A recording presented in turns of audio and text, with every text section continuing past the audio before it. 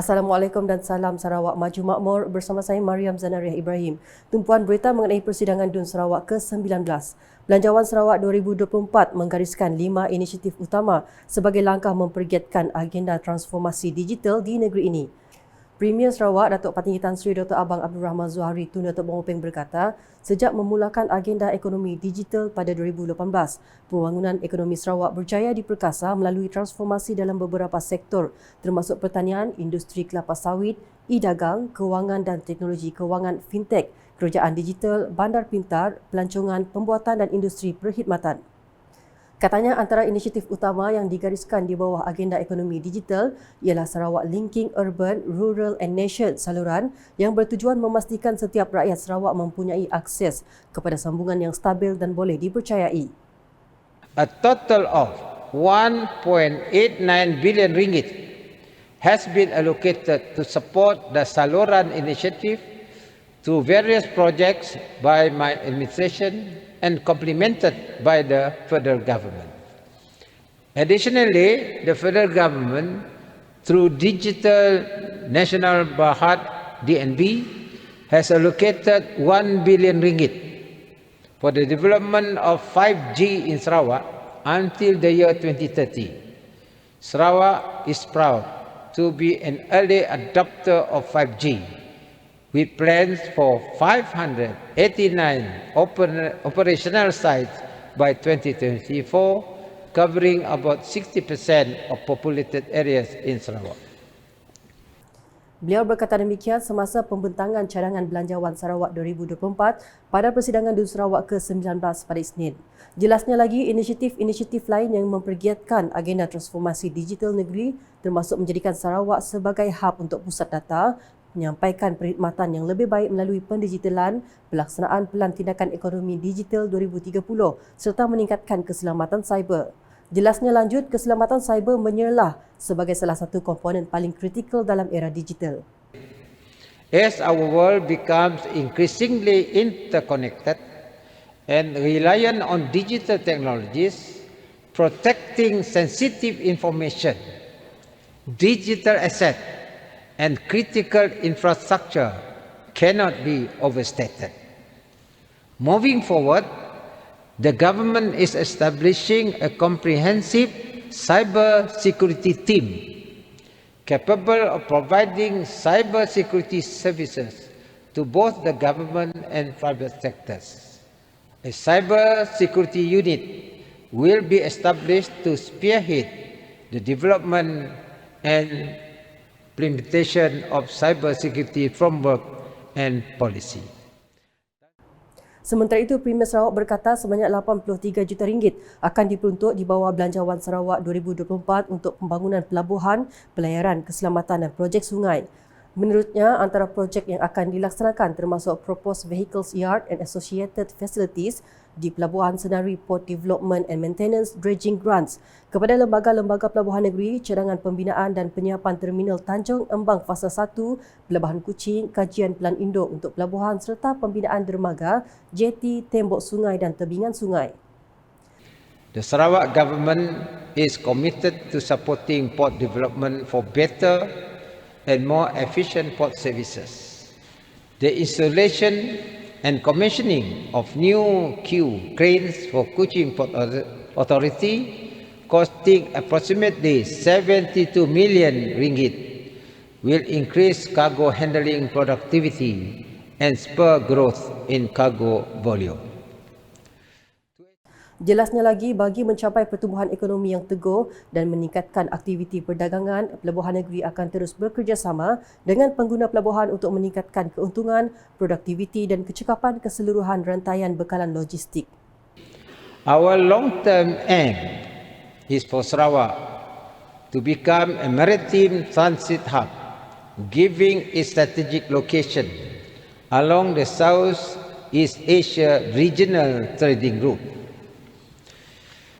Dalam pembentangan sama, Premier Sarawak berkata sebuah kemudahan penyelidikan dan pengeluaran alga akan diuji di gedung untuk membuktikan keboleh laksanaan penanaman alga di peringkat komuniti. Katanya sejumlah 5 juta ringgit telah diluluskan di bawah rancangan Malaysia ke-12 RMK12 yang mana sebanyak RM500,000 daripada jumlah tersebut akan diberi kepada Pusat Biodiversiti Sarawak pada tahun 2024 bagi tujuan tersebut. Ujar beliau langkah seumpamanya diambil untuk menggalakkan penyelidikan dan pembangunan R&D dalam aplikasi kepelbagaian biologi yang kaya di negeri ini. Overall, a total of 19 million ringgit will be allocated to Sarawak Biodiversity Centre in 2024 for its operation and various R&D projects. Menurut beliau lagi, Kerajaan Sarawak juga akan memperuntuk RM23 juta kepada Crown Research pada 2024 bagi menyokong usaha R&D membangunkan teknologi dan aplikasi berkaitan sagu biojisim. Tambahnya lagi, sejumlah RM6.5 juta pula diperuntuk kepada Institut Penyelidikan Gambut Tropika Sarawak bagi tujuan menjalankan operasi dan 7 projek penyelidikan ke arah menjaga kelestarian alam sekitar. Menyentuh perkara lain, Premier Sarawak berkata kerajaan negeri memperuntukkan sejumlah RM69.35 juta kepada Majlis Sukan Negeri Sarawak MSNS dalam Belanjawan Sarawak 2024 bagi menjayakan penganjuran Sukan Malaysia SUKMA 2024 sekaligus merealisasikan hasrat untuk menjadi juara pada sukan edisi ke-21 itu. Jelasnya, peruntukan tersebut juga adalah untuk melengkapkan atlet dengan peralatan sukan terbaik serta ketahanan fizikal dan mental dengan mendedahkan mereka kepada sukan, pertandingan dan trend latihan terkini. For operational facets such as developing sport talents, sport development activities and manning sport infrastructures, a sum of 50 million ringgit will be allocated in 2024 to Sarawak Sports Corporation SSC. Sport Facilities Development Initiative 3. The government will also allocate 75 million ringgit for new development and refurbishment of existing sport facilities in this budget. Premier Sarawak yang juga Menteri Kewangan dan Ekonomi Baru menambah, antara projek sukan yang telah diluluskan ialah Pusat Prestasi Tinggi, menaik taraf padang bola sepak Stadium Sarawak dan membaik pulih kemudahan sukan sedia ada bagi memenuhi piawaian antarabangsa. The Sarawak Sport Village SSB and Cricket and Rugby Ground Petrajaya and Wushu Centre are expected to be completed next year. The completion of these 3 projects will create more opportunities and allow the state to bid and host major international events such as Borneo International Game, BIG, SEA Game, Commonwealth Games and other tournaments at the newly completed facilities. Dalam pada itu, DUN Sarawak telah meluluskan rang undang-undang RUU Ombudsman Sarawak 2023 selepas bacaan ketiga oleh Timbalan Premier Sarawak Dato' Amar Awang Tengah Ali Hassan. Speaker DUN Sarawak Tan Sri Dato' Amar Muhammad Asfia Awang Nasar mengumumkan kelulusan RUU tersebut selepas mendapat undian majoriti di mana 22 adun telah memberikan sokongan kepada pengusulan RUU tersebut. Bercakap dalam sidang media, Dato' Amar Awang Tengah memberitahu penguatkuasaan undang-undang baru ini akan dilaksanakan selepas mendapat tarikhnya daripada Tuan Yang Terutama TYT yang di-Pertuan Negeri Sarawak, Tun Pehin Sri Abdul Taib Mahmud. What we need to do now is to get the assent of the TYTs. And when it is going to be enforced, the date has to be decided later. Terdahulu dalam ucapan penggulungan perbahasan RUU tersebut, Dato' Amar Awang Tengah menegaskan syarikat-syarikat berkaitan kerajaan GLC turut tertakluk kepada penyiasatan dan penelitian Ombudsman Sarawak menerusi penggubalan RUU berkenaan. Dalam pada itu, Timbalan Speaker DUN Sarawak, Dato' Idris Buang, turut meluluskan RUU Alam Sekitar Pengurangan Pelepasan Gas Rumah Hijau 2023 susulan mendapat undian majoriti dari ADUN. Ia selepas bacaan ketiga oleh Timbalan Menteri di Jabatan Premier Sarawak, Undang-Undang MA 63 dan Hubungan Negeri Persekutuan, Datuk Sharifah Hasidah Said Aman Ghazali. Dalam ucapan penggulungan perbahasan RUU tersebut, Datuk Sharifah Hasidah memberitahu matlamat utamanya adalah untuk membuktikan tanggungjawab kerajaan dalam membangunkan dan memajukan negeri ini secara mampan. Our aim in the passing of this bill is very clear. It is to reduce carbon emission by at least 45%, increase green job opportunities, empower small and medium enterprises, and equip Sarawak with sustainable infrastructure by 2030. Untuk mencapai hasrat ini, katanya Sarawak akan terus menggalakkan pembangunan teknologi dan mencari penyelesaian baharu yang boleh mengurangkan pelepasan gas rumah hijau dan menggalakkan amalan kelestarian. Laporan seterusnya, Perbankan Perusahaan Global Antarabangsa OCBC bersedia untuk menyokong visi Sarawak dalam membangunkan agenda pembangunan mampan. Pengerusi Perbankan Perusahaan Global Antarabangsa OCBC di Singapura, Helen Wong berkata, pihaknya juga sangat aktif dalam membantu pelanggan mereka ke arah pembiayaan hijau dan kelestarian kemampanan. The vision of Sarawak in sustainability is a very, very important initiative encouraging us to work with Sarawak State. In particular, we have been very active in helping customers to transition into green, and we have been very active also in sustainable financing. Producing as at the end of September, we have put on our books 52 billion Singapore dollars of financing for sustainability or ESG-related financing. So we have been involved in renewable energies that match very well with Sarawak's initiatives. Beliau berkata demikian ketika ditemui pemberita selepas mengadakan kunjungan hormat kepada Premier Sarawak Datuk Panggih Tan Sri Abang Zohari di Dun Sarawak pada Isnin. Hadir sama Timbalan Setiausaha Kerajaan Sarawak Perancangan Ekonomi dan Pembangunan Datu Dr. Muhammad Abdullah Zaidil, Pengerusi OCBC di Malaysia Tan Ngiap Jo, Ketua Perbankan OCBC di Malaysia Tan Chor Sen dan div-div kenamaan yang lain. Sedikit perkembangan sukan. Wakil dari Ibu Negara Dewan Bandaraya Kuala Lumpur di BKL muncul juara Cabaran Futsal Sarawak 2023 selepas menundukkan PFA Odin 3-1 dalam aksi final di Stadium Tertutup Kota Semarahan pada Ahad. Gol-gol di BKL dijaringkan oleh Yazid Kamaruzwan pada minit ke-7, Muhammad Karlish Muhammad Amin minit ke-20 dan Muhammad Hafiz Roslan minit ke-27. Manakala gol PFA Odin dijaringkan oleh Raziman Razwan pada minit ke-11. Kemenangan itu membolehkan di BKL membawa pulang wang tunai RM10,000 beserta piala dan pingat, manakala PFA Odin merangkul RM5,000 beserta piala dan pingat. Sementara itu, pemenang tempat ketiga bersama Grace CBF All KK dan Gema FC dari Sanggau Kalimantan Barat, Indonesia masing-masing meraih RM2,000 termasuk piala dan pingat.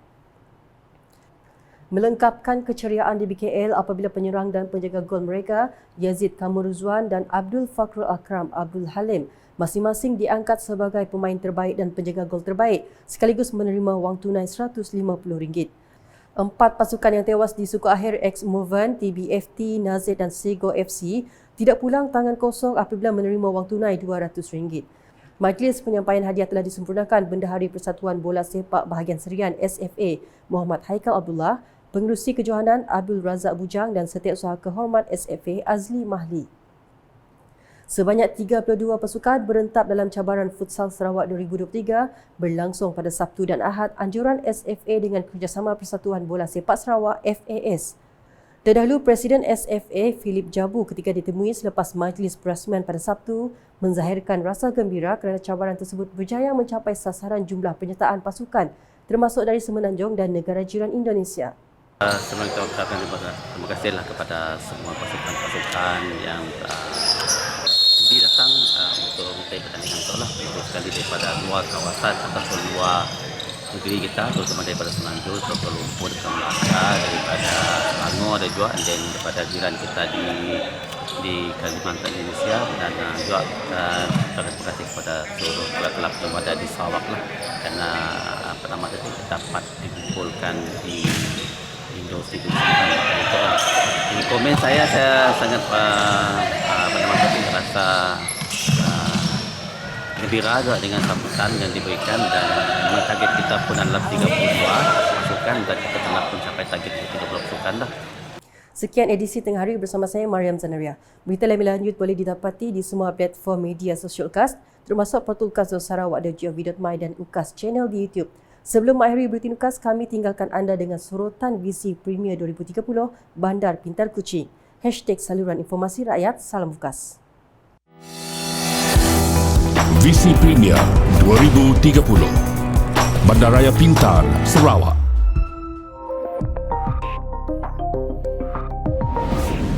Sarawak sedang membangunkan pelan induk bandar pintar bagi kawasan-kawasan bandar yang akan mengutamakan kemampanan alam sekitar di dalam proses urbanisasi. Pelan induk Bandar Pintar Kuching dibangunkan dengan mobiliti karbon rendah dan infrastruktur bandar pintar sebagai keutamaan yang penting di dalam pembangunan Ibu Negeri Sarawak pada masa hadapan. Dimulakan pada 2019 oleh Majlis Perbandaran Miri dan Sarawak Information System Sdn Bhd Sains. Antara komponen-komponennya termasuklah papan tanda digital, bandar selamat dan taman selamat, perparitan pintar, bas pintar, trak pintar, aplikasi bandar pintar, Miri Cares, pelancongan Miri, Electronic Local Authority 2 ELA2 dan pusat kawalan. Bangunan-bangunan hijau yang mematuhi Indeks Bangunan Hijau GBI, antara yang menyelah termasuk Universiti Teknologi Sarawak UTS di Sibu dan bangunan Dewan Bandaraya Miri. Pusat Operasi Bersepadu Sarawak SIOC merupakan komponen penting di dalam perancangan Bandar Pintar Sarawak dan saling boleh kendali serta ia adalah sebahagian dari inisiatif Kerajaan Sarawak dari visi yang amat berhormat Datuk Tinggi Dr. Abang Haji Abdul Rahman Zohari bin Tun Datuk Abang Haji Openg, Premier Sarawak. Penggunaan meter elektrik pintar yang dimulakan oleh Sarawak Energy untuk mempertingkat pengalaman pengguna dan membekalkan perkhidmatan bacaan bil yang tepat berdasarkan penggunaan masa sebenar. Pusat kawalan bersepadu adalah yang terkini di pusat lokasi untuk memberi arahan, koordinasi dan membuat keputusan di dalam menyokong respon insiden.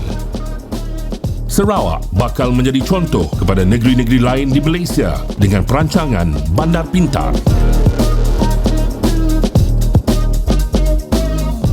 Visi Premier Sarawak Maju 20